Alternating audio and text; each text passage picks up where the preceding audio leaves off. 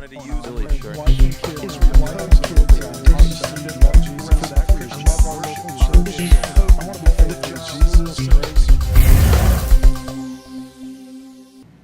At a minimum, we should eliminate policies and programs that punish marriage. Our current tax code penalizes marriage by hitting married couples with taxes that two otherwise identical singles would be spared from. That's why I support pro-family tax reforms that would end the marriage penalty by doubling the tax threshold for joint filers. And the final element of the success sequence is raising children in a married two-parent home. Even in my own family, of course, I have examples of children raised by one parent who have gone on to have successful lives. But we also know that having an active father makes children 98% more likely to graduate from college and complete the first step of the success sequence. Today, a growing number of children are growing up without both parents. 50 years ago, the percentage of children born to unwed mothers was 7%. Today, it is 40%. In just the last hour, roughly 450 children were born in America, and 180 of them were to unwed mothers. Some will go on to achieve great success in life, but as things currently stand, these children are 82% more likely to be in poverty during their childhood. They are 44% less likely to earn a college degree, and they would go on to earn $4,000 less per year than the children born into married homes. These are figures we cannot ignore. So in addition to doing all we can to encourage and strengthen two-parent homes, we must also do all we can to help children born into these circumstances. Because if we do not, most of them will simply not have the same opportunities to succeed as children who are born into strong and stable families. For many single parents, many of these single parents are working in jobs that pay very low wages. That's why I've proposed that we increase the per-child tax credit from $1,000 to $2,500 and to make it refundable. And that's why I've proposed education reforms to help these single parents acquire the education they need for a better job, even as they work and raise their family. Second, many single parents have jobs that come with little flexibility. As a result, their children often can't participate in sports or after-school activities. And taking their children to a dental appointment during working hours could cost them money out of their pocket, or maybe even their job. All parents, but especially those doing it alone, need flexibility during work hours. The federal government currently prohibits the choice of paid time off as a form of compensation for overtime hours. We should end this restriction and allow our parents to spend more time with their children in return for overtime. And third, many single parents are often overwhelmed by the financial cost of raising children all alone. We have roughly 8 million American fathers who live apart from their children. We should search for ways to help all fathers gain the financial independence necessary to financially support these children. One reform I proposed this year was a wage enhancement credit that would bolster a low-wage earner's paycheck, thus encouraging work over dependence. We know that a working father is much more likely to support his children financially, but it also makes him likelier to be active and a positive influence in their lives. Now, I know that given the current cultural debates in our country, many expect that a speech on values would necessarily touch upon issues like same-sex marriage and abortion. These are important issues, and they relate to deeply held beliefs and deeply divisive ideas. We should acknowledge that our history is marred by discrimination against gays and lesbians. There was once a time when our federal government not only banned the hiring of gay employees, it required private contractors to identify and fire them.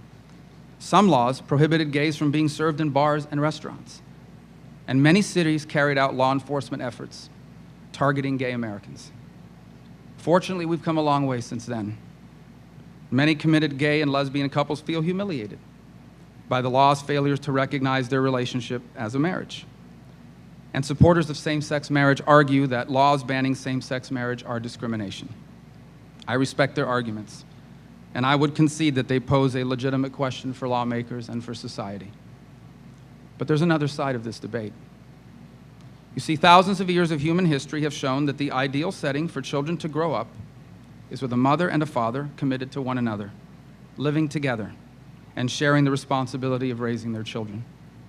And since traditional marriage has such an extraordinary record of success at raising children into strong and successful adults, states in our country have long elevated this institution and set it apart in our laws. And this is the definition of marriage that I personally support.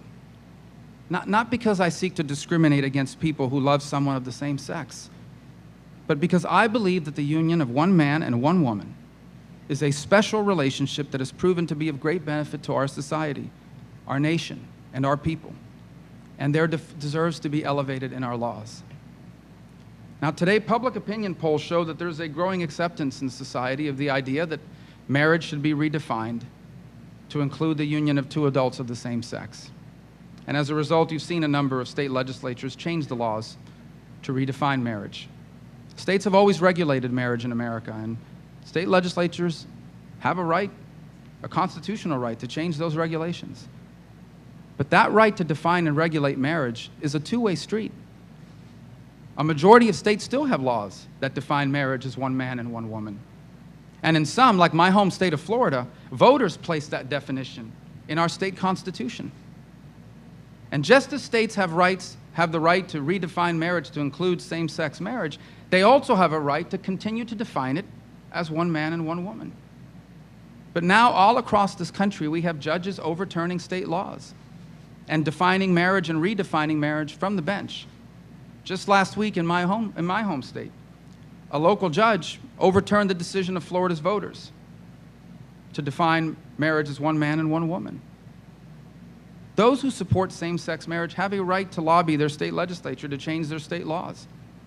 But Americans like myself who support keeping the traditional definition of marriage also have a right to work to keep traditional definition of marriage in our laws without seeing them overturned by a judge.